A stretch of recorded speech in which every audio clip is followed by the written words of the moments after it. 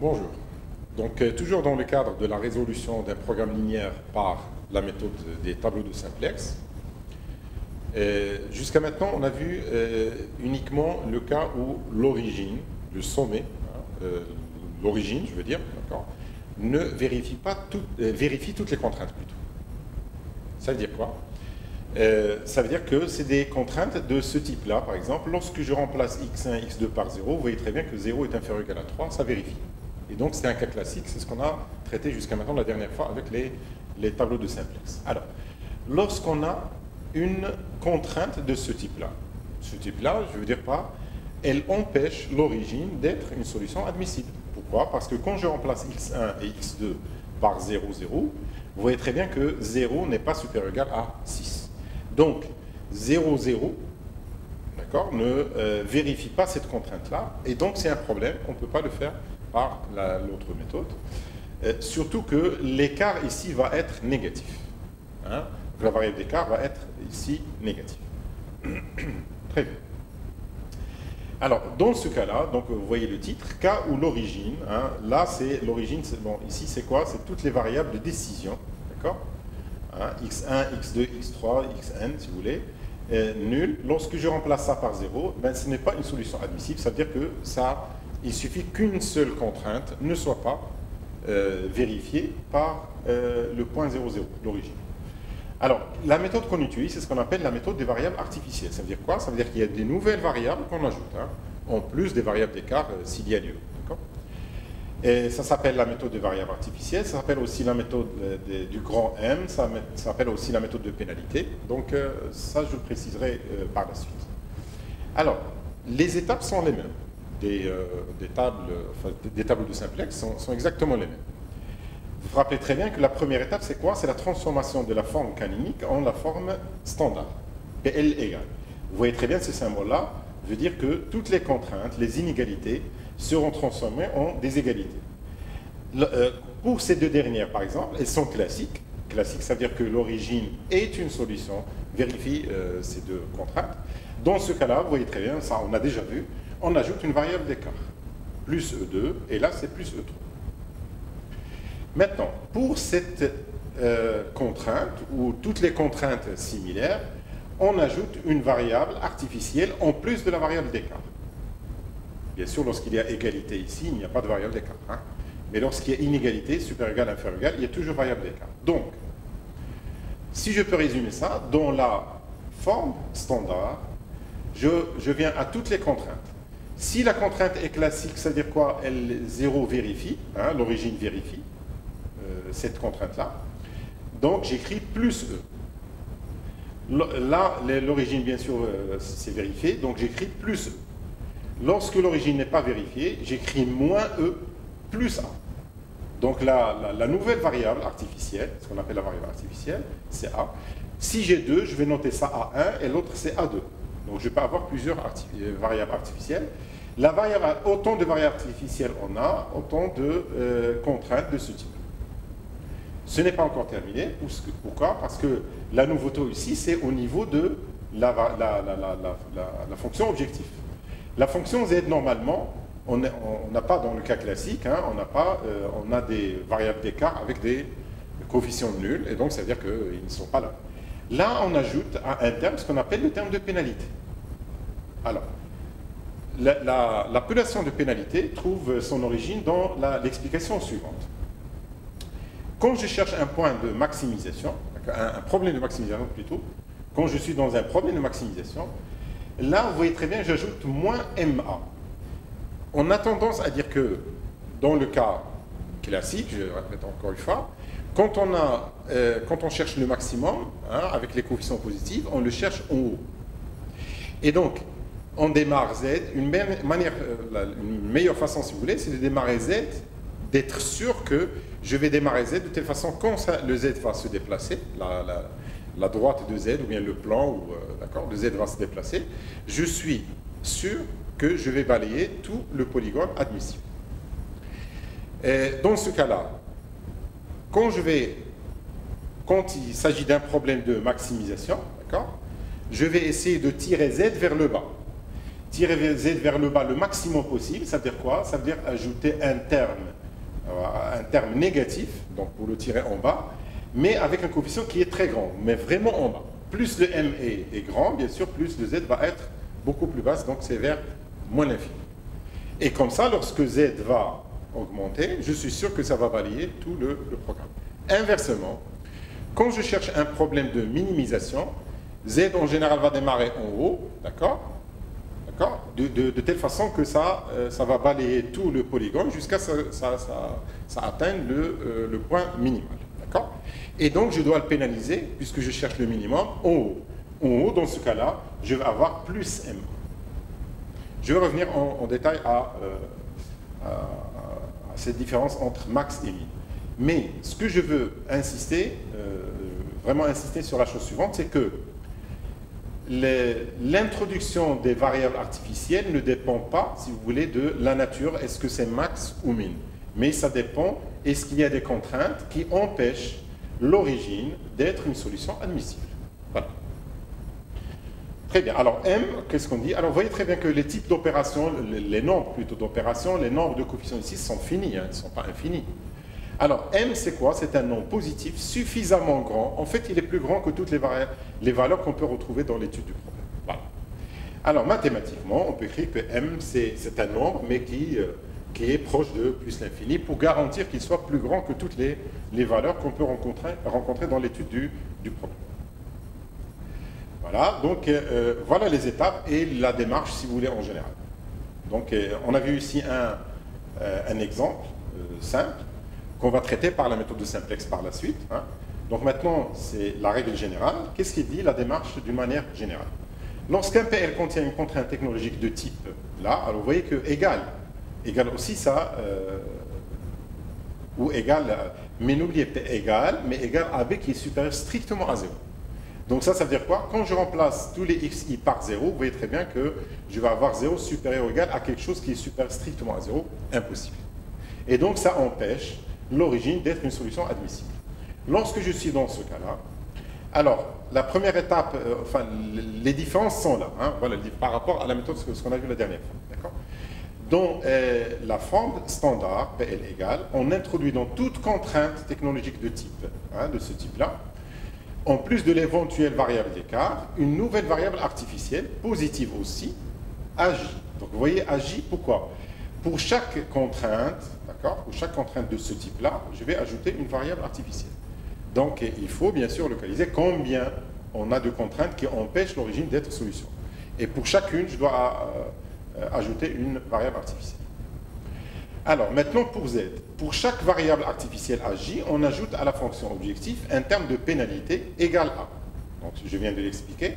Quand c'est un problème de maximisation, c'est moins MAJ, c'est un terme de pénalité. Lorsqu'il s'agit d'une minimisation, ben c'est MAJ plus, avec un coefficient plus. Vous voyez très bien que ça tend vers plus l'infini, et ça tend vers moins l'infini. Et le terme pénalité, là, ici, s'explique très bien avec ces coefficients. Alors, pour M, M est une constante positive largement plus grande que toutes les valeurs rencontrées dans l'étude du problème. Voilà, on peut le dire comme ça, M tend vers plus l'infini. J'ajouterai une chose, c'est quoi? C'est qu'en plus des critères qu'on connaît déjà, quand est-ce qu'un tableau est optimal, d'accord? Il faut nécessairement ajouter cette condition-là, c'est que quoi? C'est que toutes les variables artificielles, je dis bien toutes les variables artificielles doivent être nulles. Par exemple, des variables hors base. Si elles sont des variables hors base, donc automatiquement elles seront nulles. D'accord? Très bien. Alors, donc voilà. Et le reste est exactement le même. Les critères de test d'optimalité de tout, hein, c'est exactement pareil. Donc maintenant, on va faire la résolution de ce problème-là par la méthode des tableaux de simplex et bien sûr avec la méthode des variables artificielles. On l'appelle méthode de variables artificielles, on l'appelle aussi méthode du grand M, hein, le grand M, et on l'appelle aussi méthode de pénalité. Alors, le premier tableau. Donc, vous voyez le premier tableau. Alors, je démarre par quoi? Lorsqu'on a une contrainte classique, ça veut dire que l'origine est vérifiée. Donc, bien sûr, G plus E, et la variable artificielle, c'est elle qui va représenter la contrainte dans le tableau. Donc, rappelez-vous que dans la deuxième et la troisième, il n'y a pas de problème, 0 est bien vérifié. Donc, j'écris E2 et E3. Maintenant, lorsqu'on a une variable artificielle, c'est la variable artificielle qui va représenter la contrainte dans le tableau. Et donc, vous voyez très bien que la première qui posait un problème, c'est là où je vais avoir A. Je n'ai pas écrit A1, ce n'est pas la peine parce que j'ai une seule variable artificielle. D'accord? Très bien, je dois signaler juste une chose avant d'avancer, c'est que, imaginez que là, j'ai une deuxième variable, par exemple supérieure à la 3. Et donc, je vais avoir ici A1, ici A2. Mais là, je vais écrire moins MA1, moins MA2. C'est le même M. En fait, je prends le plus grand des deux, c'est tout. Hein. D'accord? Et donc, il n'y a pas M1A1, M2A2. Non, MA1, MA2. Donc, il y a un seul M pour toutes les variables artificielles. Voilà, donc ici, le cas ne se pose pas. Pourquoi? Parce qu'on a une seule variable artificielle. Donc là, c'est moins M. Là, j'écris toutes les variables, d'accord?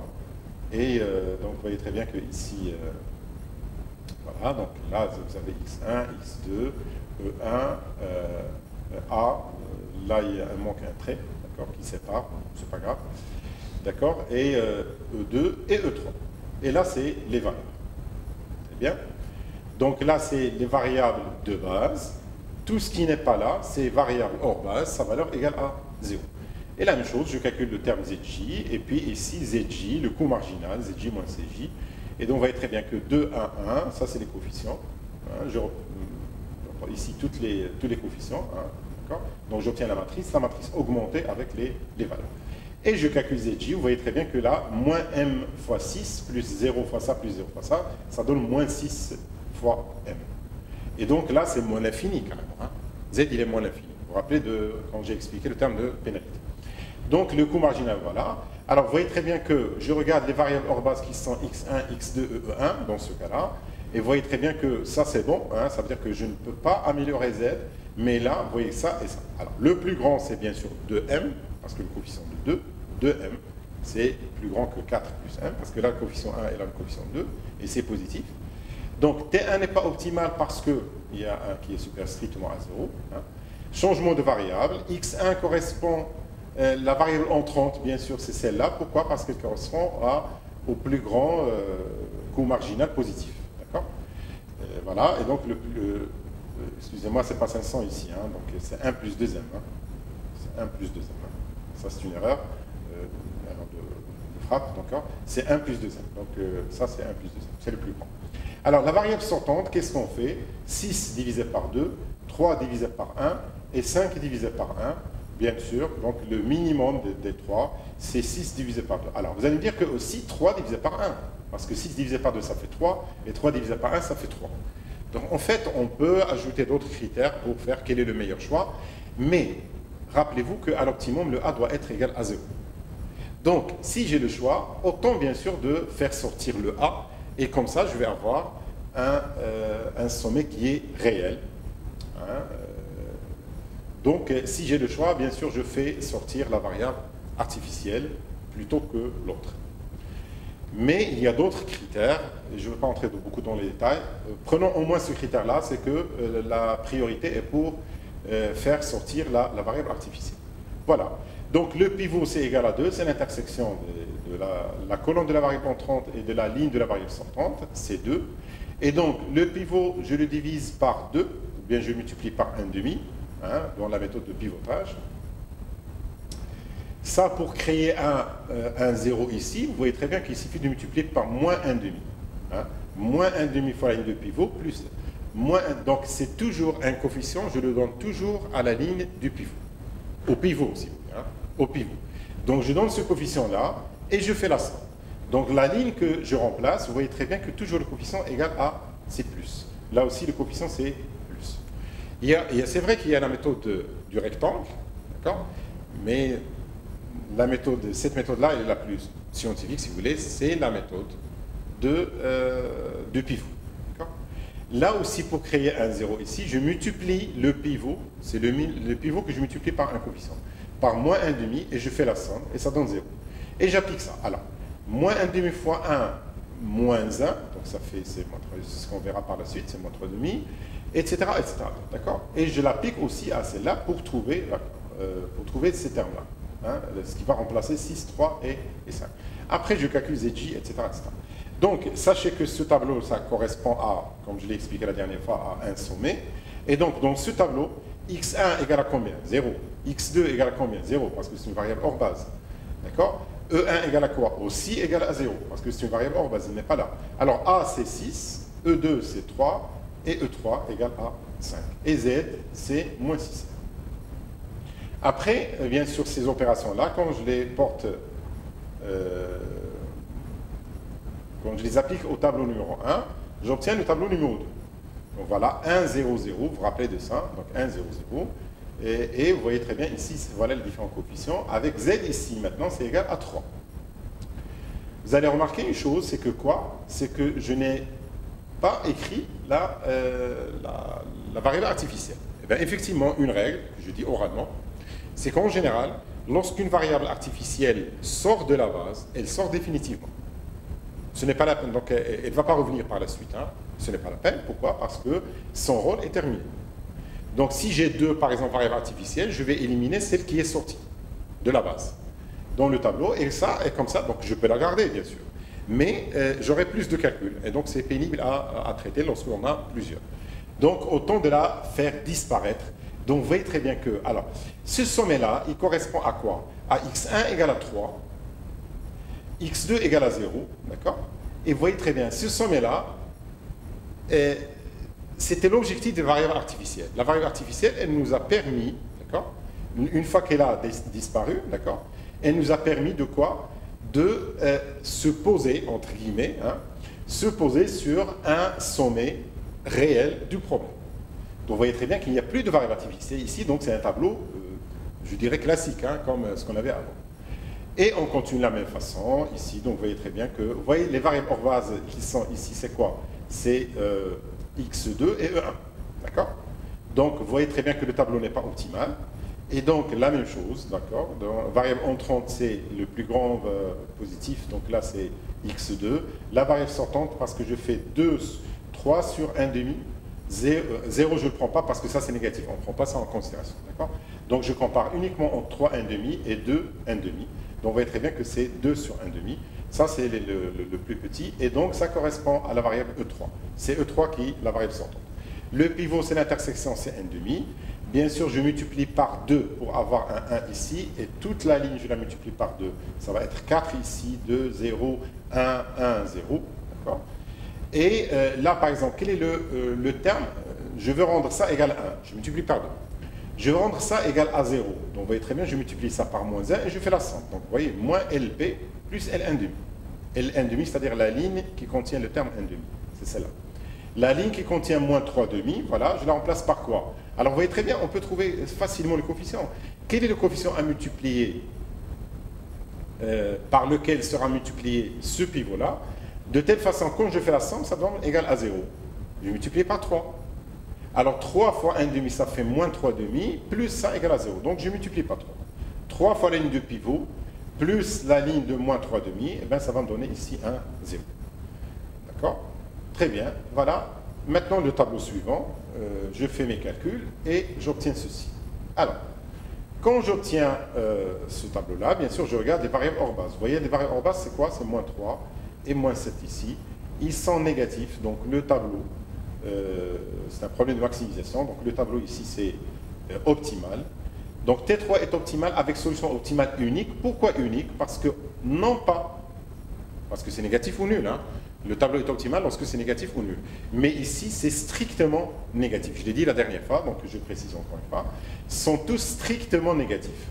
Donc négatif, en fait strictement négatif, ça veut dire deux choses. C'est que c'est négatif et différent de 0.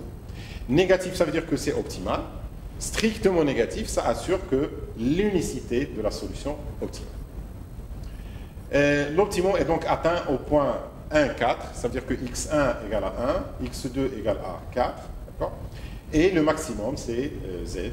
Voilà, on a répondu au problème. C'est-à-dire la résolution du programme linéaire qu'on avait tout à l'heure. Alors, juste une petite remarque, c'est quoi? C'est que là, je peux lire la chose suivante. x1 égale à 1. x2 égale à 4. E1 égale à 0, parce qu'elle est une variable hors base, elle n'est pas là. Hein. E1 égale à 0. E2 égale à 6 et E3 égale à 0. un écart égal à 0, lorsqu'un écart est égal à 0, je dis que la contrainte est saturée. D'accord? Le contraire, non saturé, tout simplement. Donc vous voyez très bien que ici, à l'optimum, et c'est très important pour l'interprétation, hein, à l'optimum, on verra d'ailleurs dans des exercices quand on démarrera très bientôt hein, les TD, hein, les travaux dirigés. L'interprétation, donc il faut toujours interpréter bien sûr, surtout quand il s'agit d'un problème qui est réel, d'accord? Et l'interprétation porte beaucoup, énormément sur ce terme-là, la valeur des variables d'écart, ou encore est-ce que les contraintes sont saturées ou pas. Donc voilà, si vous voulez, donc, pour la méthode des variables artificielles. Et il me reste à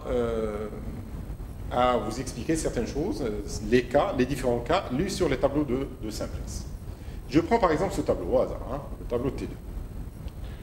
Avec la méthode graphique, on a vu que lorsqu'on a un problème continu, un programme continu, un programme linéaire continu, c'est-à-dire que les variables peuvent prendre des virgules, si vous voulez, hein, donc elles peuvent prendre des valeurs non entières. Dans ce cas-là, les cas possibles d'un programme linéaire sont quoi? Soit il n'y a pas de solution, carrément, parce que le polygone des solutions admissibles, c'est vide, l'intersection, c'est vide. Rappelez-vous de la méthode graphique, hein, du problème qu'on avait traité avec la méthode graphique. Soit que le domaine est vide, ou bien je cherche un maximum et il n'est pas borné en haut, donc vous voyez très bien que je peux aller jusqu'à plus l'infini, donc il n'y a pas une solution optimale finie, d'accord? Donc ça veut dire qu'il n'y a pas de solution optimale finie. Voilà le premier cas. Deuxième cas, il y a une solution unique. C'est un seul sommet, si vous vous rappelez très bien. D'accord? Le deuxième cas, ou le troisième cas plutôt, quel est le troisième cas? C'est lorsque il y a une infinité de solutions. Et d'ailleurs, on l'a vu dans un cas, c'est qu'il y avait un segment en 2 dimensions. Mais en 3 dimensions, on peut imaginer beaucoup de figures. En tout cas, il y a une infinité de solutions. Rappelez-vous, pour les variables continues. Pas les variables à valeur entière. D'accord? Alors, la question naturelle qu'on peut se poser, pour les tableaux de simplex, pour cette méthode-là, comment retrouver ces cas-là sur les tableaux de simplex? Prenons un cas qui est qui est simple, c'est que lorsque le tableau est optimal, avec les coûts marginaux sont strictement négatifs. On a dit que quoi? Ça veut dire qu'il y a une solution unique. Lorsque, par exemple, ici j'avais un 0, si j'avais un 0 ici, est-ce qu'il est optimal? Oui, parce que le test d'optimalité, qu'est-ce qu'il dit? Négatif ou nul. Et donc il est optimal. Mais la présence d'un 0 sur une variable hors base, je précise encore une fois, une variable hors base. Ce qui nous intéresse dans le changement de base, ce qui nous intéresse dans le test d'optimalité, c'est surtout les variables hors base. Ici, vous voyez très bien cette variable hors base, par exemple, le C0 là, ça ne me dit rien, parce que c'est des variables de base. Les variables de base, si j'avais un 0 ici, ou bien j'avais un 0 ici, ou bien les deux. Alors ça veut dire quoi? Ça veut dire qu'il y a une infinité de solutions. Continue, bien sûr, hein, lorsque le cas continue. D'accord? Donc, on a dit, solution unique lorsque le tableau est optimal avec des coûts marginaux de variables hors base strictement négatifs, des variables hors base. Infinité de solutions quand est-ce? Lorsque le tableau est optimal, mais un coût marginal d'une variable hors base est nul, égal à 0, 1 ou plusieurs. En tout cas, au moins 1 égale à 0. Alors, le cas qui reste, c'est quoi? C'est, par exemple, c'est qu'il n'y a pas de solution optimale finie. Alors, c'est dans quel cas? Lorsque vous avez un coût marginal d'une variable hors base qui est supérieur strictement à 0. Donc le tableau n'est pas optimal. Ce n'est pas comme les autres cas. Les autres cas, le tableau est optimal parce que j'ai atteint une solution. Soit qu'il est unique, soit qu'il y ait une infinité. Ici, le tableau n'est pas optimal. N'est pas optimal. Ça veut dire quoi? Il y a un ou plusieurs coûts marginaux. Donc il suffit d'avoir un seul coût marginal qui est positif strictement, je dis bien strictement, mais les termes ici sont tous négatifs dans la colonne. Dans la matrice hein, qui correspond. Par exemple, imaginez que là vous aviez moins 1,5 et là moins 1,5. Même s'il n'est pas le plus grand. Hein, même si, du moment, je dirais la chose suivante. À ce niveau-là, si j'avais ici moins 1,5, moins 1,5, qu'est-ce que je vais dire? Le tableau T2, d'accord? Dans le tableau T2, il y a une variable hors base, telle que le coût marginal est supérieur strictement à 0, Mais là c'est négatif, et là c'est négatif. Tous les termes de la colonne correspondante dans la matrice sont négatifs. Dans ce cas-là, le programme n'admet pas de solution optimale finie. Ou bien ici, là aussi, si j'avais ici moins 1,5, moins 3,5, moins 1,5, et ça c'est super strictement à 0, avec x2 qui est une variable hors base, et bien ça veut dire que le programme n'a pas de solution optimale finie. Et voilà, donc c'est tout. Voilà, on a vu presque tous les cas possibles concernant les tableaux de simplex. Alors la prochaine séance, mon collègue le professeur Scouli vous parlera de la dualité, son importance, comment on traite la dualité, et ça sera le dernier paragraphe dans le chapitre 1 de l'étude des programmes linéaires. Merci et bon courage tout le monde.